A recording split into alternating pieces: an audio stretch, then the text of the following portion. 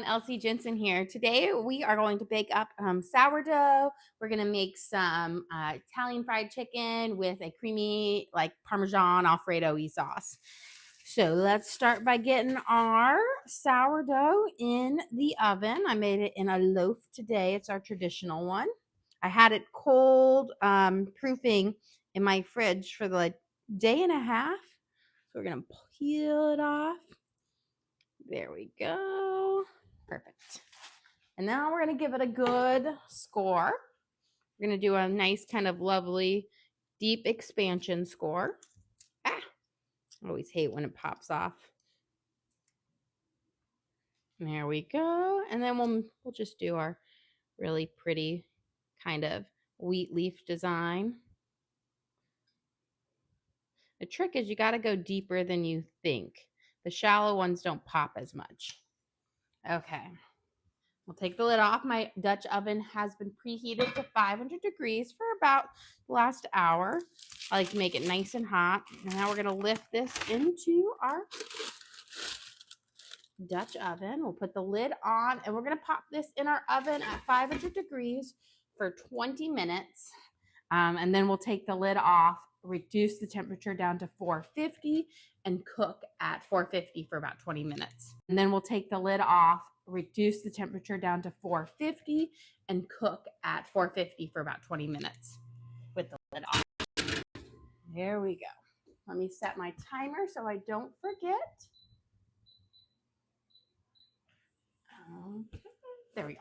It's going. Now let's start prepping the rest of lunch. Okay, we're going to let our water come to a nice big rolling boil before we add our noodles in. But let's prep our mixtures for our chicken here. So let me get my flour out. We're going to make an Italian seasoned dredge. Then we'll add some panko breadcrumbs to it towards after we dredge everything. So we're going to use about a cup and a half of flour. And just all-purpose flour works. You don't need to have bread flour for this. And then we are going to use about a tablespoon of onion powder. So I'm just going to use the rest of this. It's going to give it a nice kind of savory taste to it. We're going to use about a teaspoon of black pepper. Add just a little kick to it, not too spicy. We're going to add some Italian seasonings. We're going to add about 2 tablespoons. You really want a lot because you want it to come out. And it's a bit more fluffy. So there we go. So about 2 tablespoons of Italian seasoning. Then we're going to do a tablespoon of oregano. And this is going to be our seasoning for our chicken. We're going to do it'll be a really kind of Italian seasoned breading. And then about a tablespoon of basil. Just adds a little extra to our Italian seasoning. And then last but not least, our garlic salt. We're going to add about a tablespoon of garlic salt. So it's going to be really well seasoned and mixed up. I'm going to grab a fork so we can kind of give that a nice stir. And we'll use this fork also for our eggs. Make sure you get that really mixed well into the flour.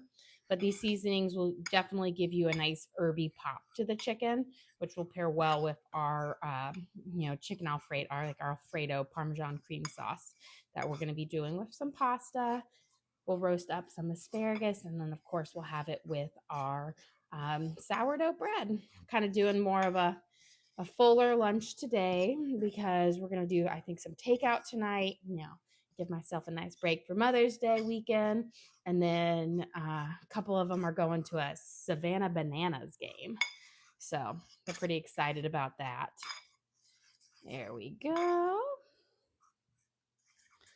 And mix that up. A lot of times you get a little pocket on the sides. Just make sure it gets well mixed because you want those herbs to be all over your chicken.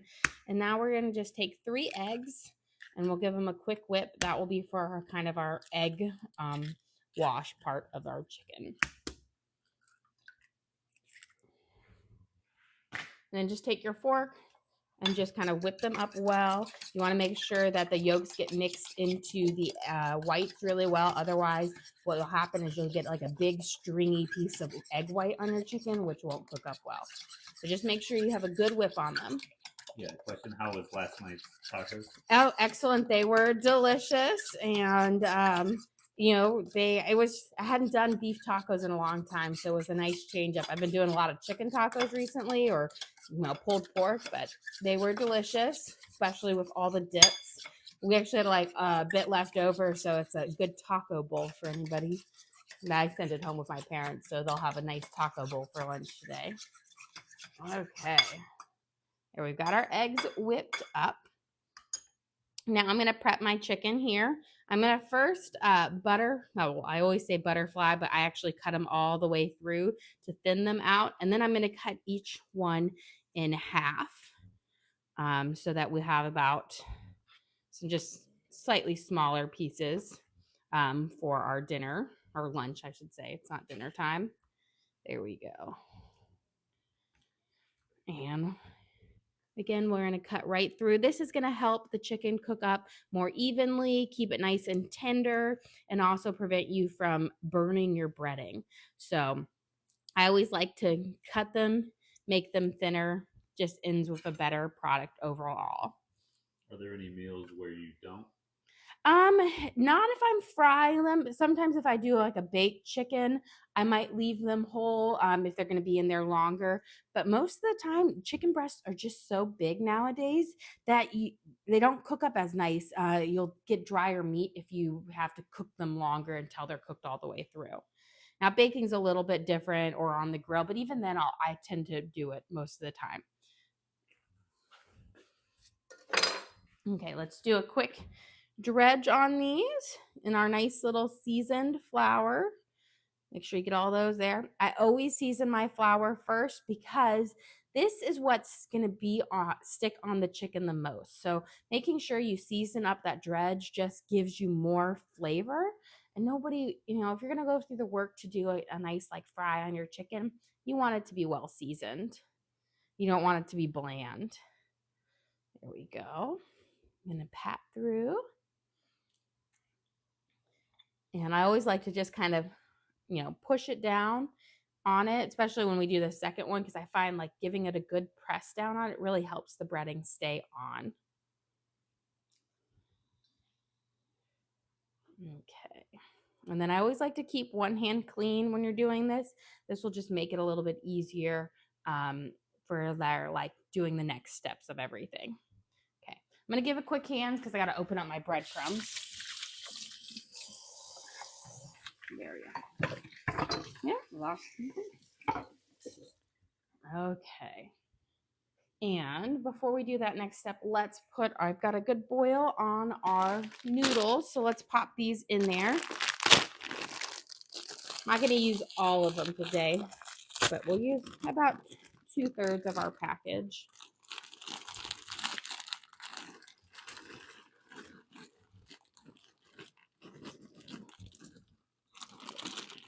Early Mother's Day wishes. Oh, well, thank you so much. You always sit there, and as a mother, you have your mother that you wish, then you still have your kids to take from, but I always sit there and I'm like excited for tomorrow, my day off of everything where I do absolutely nothing. No cooking at all, no cleaning, no nothing. I get to sleep in as late as I want. I love it. I'm going to add a little bit of salt because we will use a little bit of this liquid in our sauce. So you want to have about, I would say 2 teaspoons. You don't need to make it super salty, but just a little bit in there just helps flavor up some of that starchy water that we'll be using. Okay. Let me get my panko open. This is in a box this time. I normally like it when they're in the little tubs. I have this ready to go for when we're doing it. So I'm going to keep one hand clean and one is going to be my dipping hand. Okay, let's add this first. So we've got them all there. And that's about, I want to say, a cup or so of panko. You just mix it right in there. That's going to give you an extra little crunch on it, and it'll just be delicious. There we go. So We're going to cover and really kind of press it down into that egg mixture to make it nice and stick. And the reason you dredge it in that flour mixture first is it helps the egg wash stick onto your chicken. Otherwise, it likes to just slide right off. So it kind of creates a binder for it, which helps the breading stay on, even during the frying process. Because nothing is worse if you go through the work of frying it, and then as you go to pick it up, the breading falls right off. So that dredging first coat is really key to making sure all of those nice seasoned breading stays on. There we go.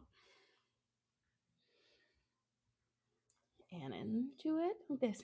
Now you could always, if you don't like the super thick breading, you could always just kind of do the initial coat on there, and that will give it a really thin, kind of crispy coat on your chicken, but not like a true breading. There we go. And pat it all around. Again, the pushing down on the chicken breast with the thing really helps the breading stay on. And so you don't lose it during any of the transfer processes. There we go. And I think I just have 2 more left. And we can clean up this. I will say, I always get a little bit messy during the breading process because, I could use a bigger bowl, but I find these bowls are just like the perfect size, and they hold the right amount. And every time I go bigger, I end up having so much more waste.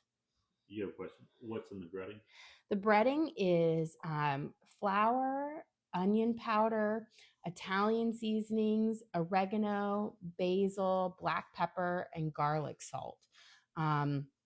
And then a lot of them, use a lot because you want all those herbs to come out and really stick onto it. And then I add panko breadcrumbs after they dredge them to the mix, and it'll be just lovely. Okay, we've got these all dredged up. Give my hands a quick wash. You get pretty coated here with them.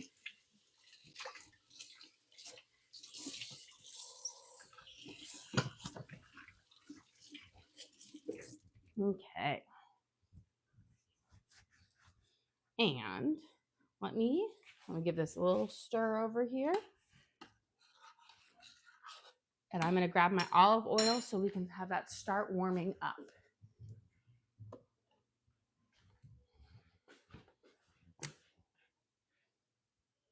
So with this, since we're doing a fry, we don't need to have the chicken completely submerged, but what you do want to have a layer of is a layer of oil on the bottom. It doesn't need to be super high, but we will flip them over and fry each one. And as you put the chicken in, the oil level will kind of raise up, water displacement. And so you don't need as much as you think you do. And I always say, you want enough to have a good coating on the bottom, but not too much, because you don't want to waste oil. So I'm going to put that right there. Let's turn our burner on. I'm going to have it start to warm up. Then I'm going to just clean up a little bit of this before we prep our asparagus. Don't need that much. I always say you get a little bit of a mess here making it, but it cleans up fairly well. And then we're going to cut up our asparagus, and we'll roast those in the oven after we kind of turn our temperature down from cooking the bread. When we go from 500 to 450, we'll throw them in for like the last 10 minutes of it, because that's about all they need to roast up. But we can get them nice and prepped. Okay. Here we got, making sure my back burner's on. Okay. We've got our asparagus and a baking tray. It's a super simple recipe. We're just going to use asparagus and olive oil, garlic, salt, and black pepper, but it's just delicious. Okay. I love asparagus. I always taught my kids to eat it growing up. I called them broccoli spears So I was like, they liked broccoli, and that's how I kind of got them to try a bunch of different vegetables that were similar to broccoli, like cauliflower with snowy broccoli. And so we have our asparagus as broccoli spears. Give them a quick rinse.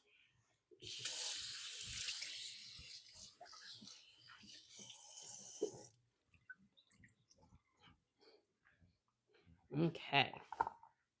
Now with broccoli, you want to cut off the bottom half. This white part of the broccoli is terrible. It will just be chew. Yes, as I'm already talking about. So of the asparagus, it's terrible. It will be chewy, fibrous. It's no bueno. So you want to cut that off. You lied so much, it's become the truth. I know it is. It really has. Oh, the things we tell our kids. And then it sticks with them. I still remember one year when we were growing up, my mom lied to my brother about when his birthday was because they were getting carpet replaced on his birthday, and she didn't want his birthday to be ruined by that. So that year she was like, my brother was calling up and he was saying, oh, my birthday's in, a couple of days. And she goes, oh no, your birthday's not on the 12th. It's on the 13th. And he was like, oh, I could have sworn my birthday was August 12th or 12th. But if it's the 13th, why would you lie to me? So, we celebrated it the 13th, none the wiser. And then the following year, he goes up there and he was like, oh, my birthday's in like 2 days. And she goes, oh no, your birthday's the 12th. And he was like, no, I'm pretty sure it's the 13th. And, he believed it all year. We did that once to, I guess, our own kid. We told him his name was actually Torrentino instead of Torrin. And we went on for this for a long time, that Torrin was the nickname for Torrentino. And he believed it. And then he started telling his teachers at school that his name was Torrentino. And then we got contacted, and I was like, I guess we got to tell him his name really isn't Torrentino. But he believed it for a very long time, and it was hilarious. Okay, we're gonna spread out our asparagus. Get a couple. You don't want them to be on top of each other, so just use a big baking sheet for this. There. And we don't want to use cream. That would be silly. We're just gonna do a light drizzle of olive oil. You really don't need much because very little. So I would say it's gonna be like maybe a teaspoon, because we'll give them all a roll back and forth, but a little goes a long way when you're roasting it. And then we're going to do a sprinkle of garlic salt and then black pepper. Make sure I have the right side open. And that pepper really just brings out some lovely flavors in it. And then just kind of roll them back and forth, and it will coat them up nicely, and then spread them back out. This is just a super simple way to make asparagus that is delicious. And we'll pop them in the oven in that like kind of last 10 minutes of our cooking of the sourdough bread. Okay. Let's see. Let's check our water temperature on here. See if it's... We're almost there. Maybe I want a little longer, so we'll let it heat up for about 1 more minute. I like to see a really rapid sizzle right away. And that typically tells me we're right about at the right temperature. So I want it to be a bit more because that one's not quite as strong of a sizzle as I want. Okay, let me wash my knife. We can start prepping our pineapple for our fruit today. So I got this. It's funny because I bought 2 pineapples at the exact same time. And you're just going to look at the difference in coloring. One is clearly ready to be cut up, and the other one is still very green. So we're going to cut this guy up. Most fruit, when you buy it from the store, lost my Stanley there, is never ready to be cut up. It's like so underripe.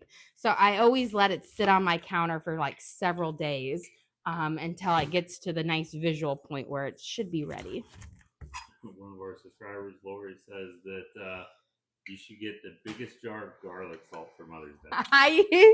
I do try to buy the biggest one out there. I need to get like a whole like kilo of it, a huge one.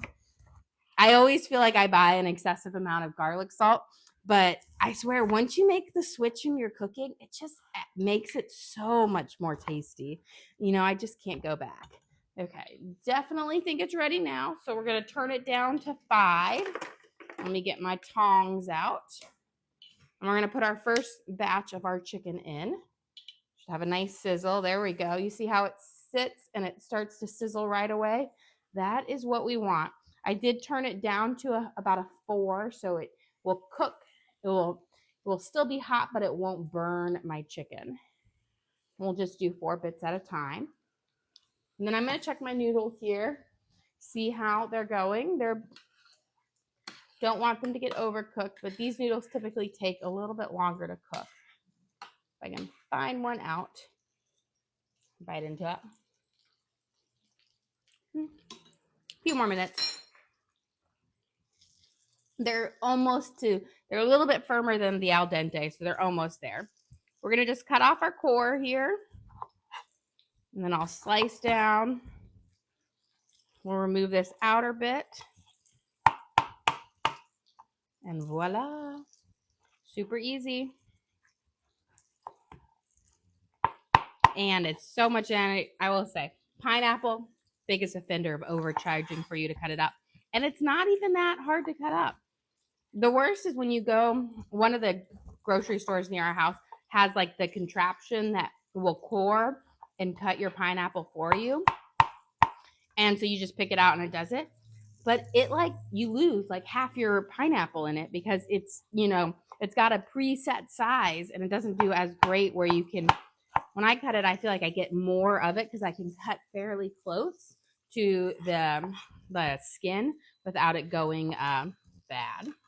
Okay, let's go do our lids for our thing. I'm gonna put this out here.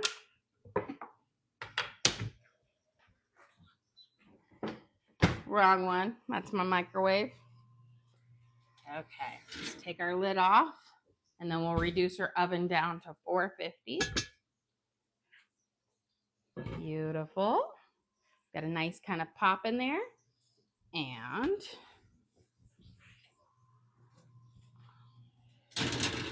bake it up there. So I'm going to put it down to 450 and then we will bake it for 20 minutes with the lid off. So timer. Oh, that is 2 minutes, not 20 minutes. That would not be good. There we go. Okay, we've got that cooking there. Give this a quick stir. Those should be ready in just a few. Let's finish up our pineapple here so we'll have it nice and ready for lunch today. Just when you're cutting your own pineapple, if you happen to get a seed in it, cut that seed out because that seed will turn your pineapple brown really, really fast. It ripens it up super fast after you cut it if you don't eat your pineapple right away. And while it won't taste any different, if you have kids like mine who if they see a brown spot, they're instantly like, oh, it's bad. And I'm like, it's not bad. It's just the sugars. There we go. Put that bit off. And voila. These little core bits, Jackie, my 18-month-old, he loves to chew on them. I think they help with his teething. Yep. Good piece of pineapple there. Let's give our chicken a flick. Nice golden fry on here. And this is our Italian crusted chicken where we use lots of Italian herbs, basil, oregano, onion powder, garlic salt, panko breadcrumbs, and really coated it, giving it a nice crispy Italian kind of seasoning to it. It will be just delicious.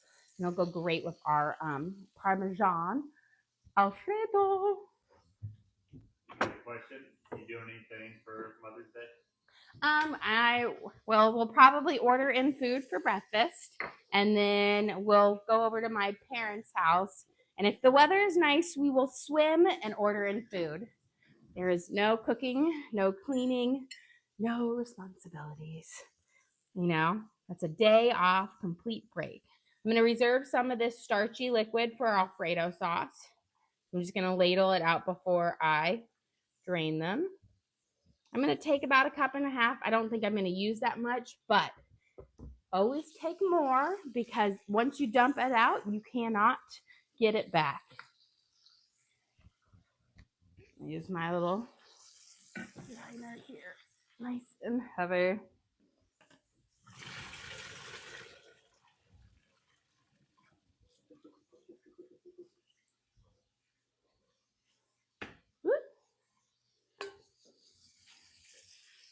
And we'll just let it strain a little bit more. Okay. Turn that there. Let me get a baking sheet. And then we're going to line it with paper towels because when we take our chicken out, lay it on paper towels. It will absorb up the extra grease, like the oil, and it will leave your chicken crispy versus soggy. Because if it sits in its own like oil, it will get soggy. Just like with bacon. You want to put it on your baking sheet for when it's done. And for our Alfredo, we're going to start melting up. We're just going to start, it's more of like a butter-rich pasta. So we're going to use a half a stick of butter. We're going to let it melt up and see there. I'm going to grab my garlic out of the fridge. Where's my garlic? I know it's, oh, there it is. It was on its side. Don't you hate it when you open up the fridge and you are looking for something and you know it's there and it's right in front of you, but you can't see it? Happens to me all the time. Okay. While we're waiting, I'm going to flip this over. We'll mince up our parsley. This is going to go in our pasta. Just add a little bit of touch of green to it. And then we'll use some dried oregano and some other, just some little mild Italian spices in it. Not too much because we just really want the Parmesan and the butter and the cream to be the real star of the pasta. But I do like to add some little seasonings in here. We are going through the last bit of this parsley here. As you can see, I've pulled off most of it, so I've got primarily stalks left. But it's a great way to use it. I don't want anything to go to waste. There. I can't wait until my actual garden, the parsley, is ready to be harvested because that will be wonderful. If I try to harvest it now, my parsley only has like 5 leaves. Takes, you know, a couple weeks we'll have a full bloom on it. Then I can cut off what I need each day. But if you try to harvest it before it's really set in, then it won't be very bountiful. So let's give this a nice mince up. And there. Give it nice and fine so my kids don't think they're having spinach in their pasta. And we'll add this towards the end. You don't want to add it too soon or it kind of cooks out and then it'll have like no flavor to it. So I always add my parsley at the very end. That's when it's going to have more of a lovely flavor for our Parmesan Alfredo. I think our chicken should be ready now. Perfect. Flip it out.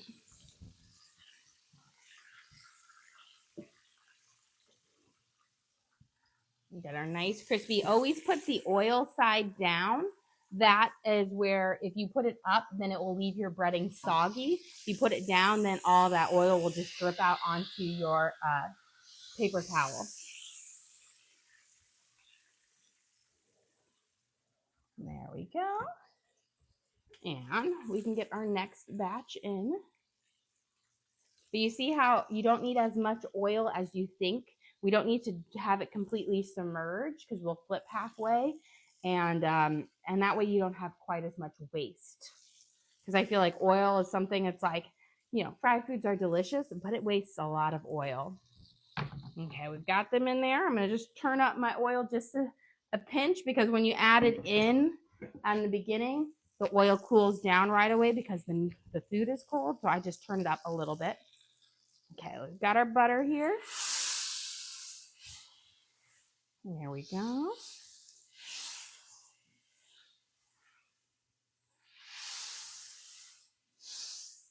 And turn mine down. We're going to add in our garlic. We're going to add in about, I want to say, a teaspoon and a half of garlic. Give this a nice stir. There we go. We have a nice little brown butter. We'll make our Alfredo a bit richer. There we go. And then I'm going to add in, I'm going to turn mine down really, really low. We're going to add in our cream and some fresh, or not, some dried herbs.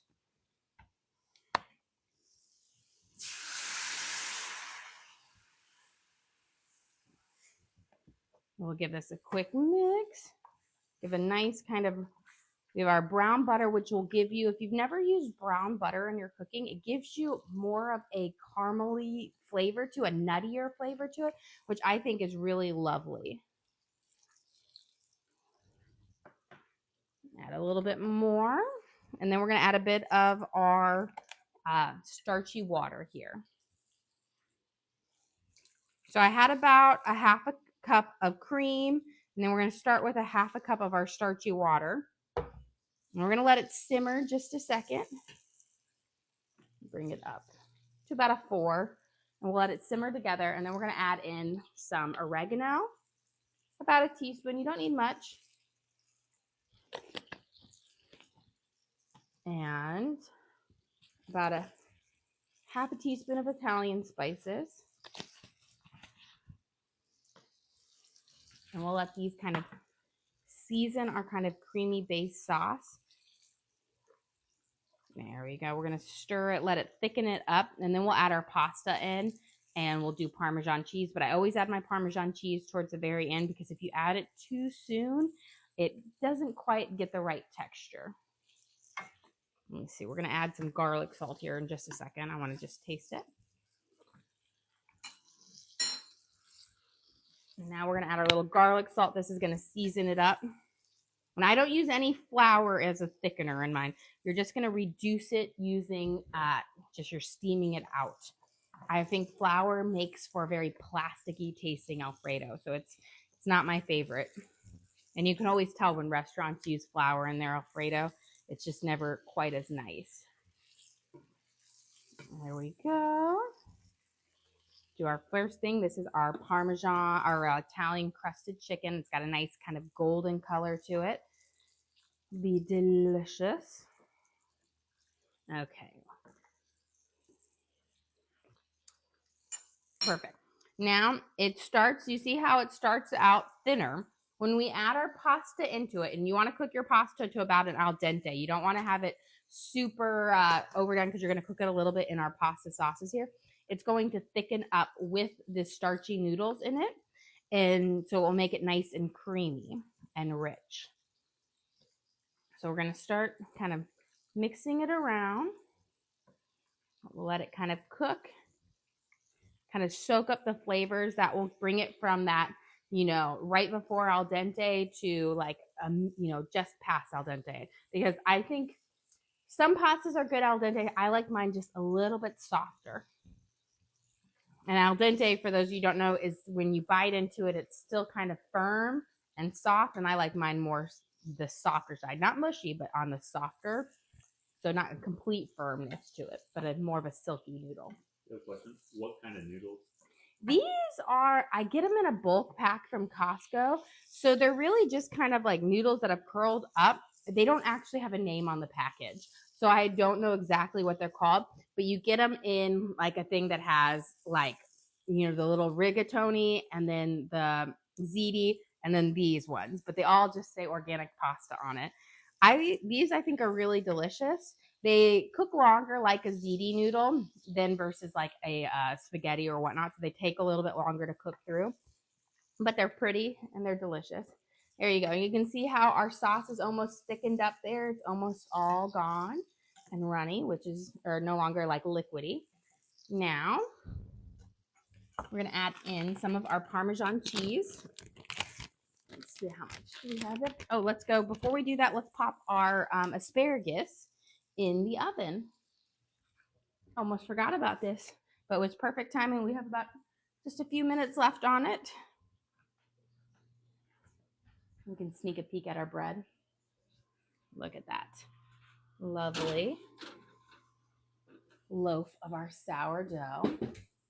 We've got it in there. So those will cook on 450 underneath it, which means it's a little less direct hit, but we want to roast them up until they're a really vibrant green, which is between, if we're doing underneath it, around 8 to 10 minutes. If we're doing it just on its own in the oven, that will cook a little bit faster. It will be on the lower side. But you don't want to cook them past the vibrant green. If they start to turn a yellowish brown, then you've overcooked them. Okay. Where's the Parmesan? So we're going to take half of our Parmesan right now. We're going to sprinkle it in. We'll give it a good stir. I like to put my Parmesan cheese in batches and mix it in to kind of get the right cheesy consistency. I find sometimes if you mix it all in at one time, you'll get like a big chunk of the cheese stuck together. You have a question? Do you think there's a difference between freshly grating Parmesan and buying? There's definitely a difference. Freshly grated is superior, but the reality is, who has the time to grate your own Parmesan cheese? It is delicious. I will tell you, it is much nicer. It doesn't have the anti-caking on it, which is that white powder you find on cheeses to prevent it from sticking together. But it is, I mean, fresh Parmesan, buying in there, it's expensive. And it takes more work to shred it if you're using a large amount. It's one thing if you have a little block that you grate over your food, but you know, I will say it is better. I believe like all cheeses, if you shred it yourself, it's going to be much better because of that anti-caking powder on it, which just kind of, it ruins the texture of it when you're using it in food. So here we go. Let's give this a nice swirl. You can see that stringy cheese. That is what I love. You want it to be extra creamy and delicious. Put a little bit more in. And then I always save a little bit. So we'll use, for this whole thing, we're going to use the whole bag. But I save like the last fourth of it for garnishing on top. Because it's just even nicer there. You have a question? Do you ever make gravy with your chicken? I have done like a chicken, like a country chicken with a creamy gravy, like a sawmill gravy.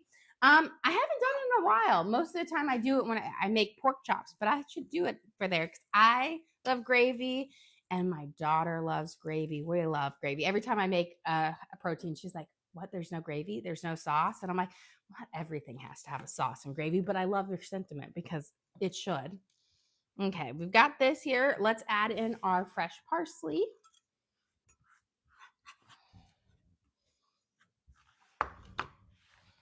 And we mix it in. I always say mix it in at the very end. You don't want to do it too soon because with parsley, it loses its flavors really quickly. And I just love that kind of fresh flavor it has. But just see how creamy cheesy our pasta is. And we started with just cream and starchy water, so no flour. You don't need a flour as a thickener. It will thicken up on its own. I think that's like the biggest mistake a lot of people make or a lot of restaurants make. They don't want to take the time.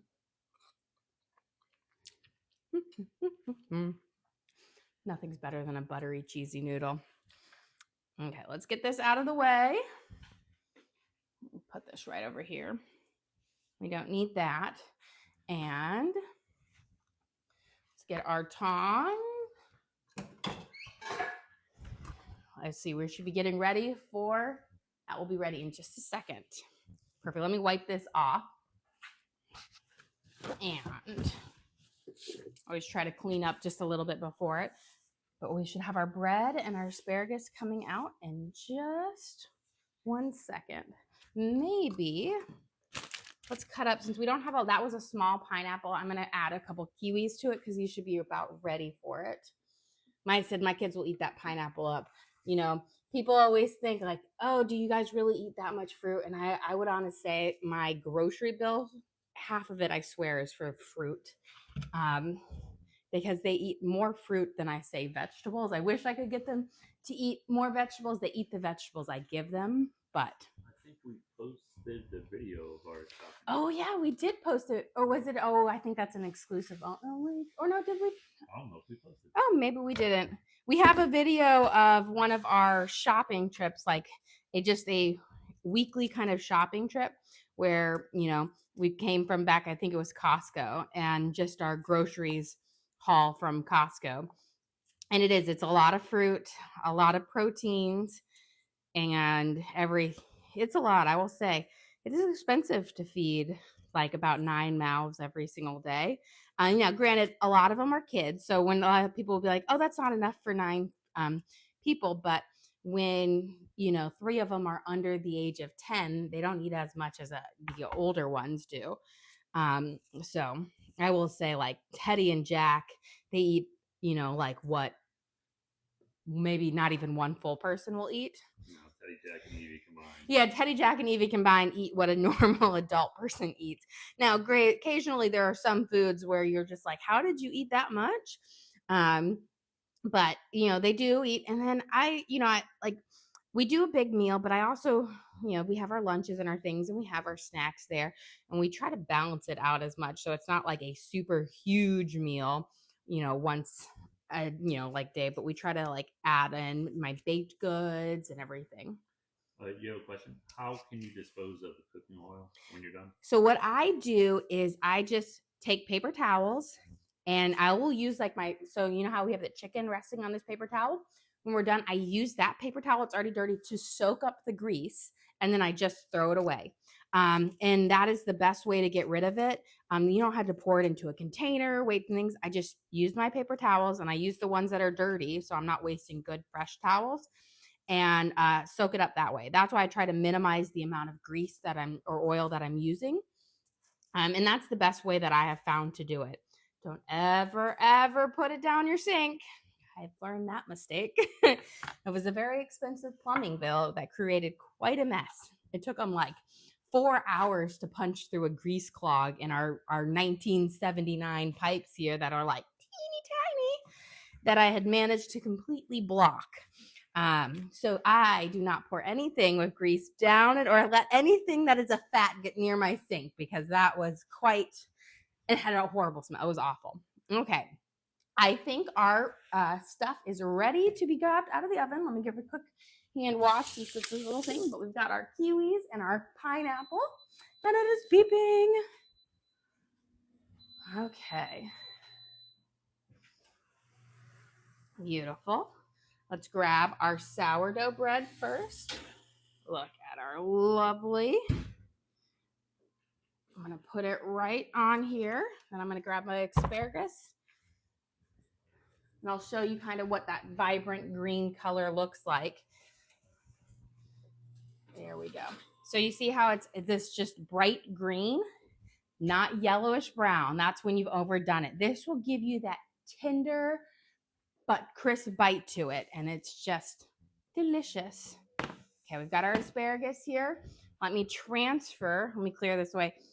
I always take my sourdough out of the thing right away, because your Dutch oven stays very, very hot. So if you don't transfer it off, it will continue to cook. So let me just clear this so I have a space.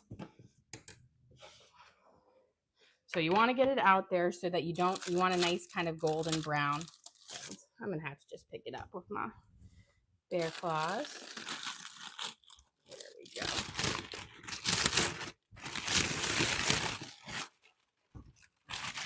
And we'll move this. We'll do a rigmarole. So we've got our sourdough, and look, that nice golden brown crust on the bottom.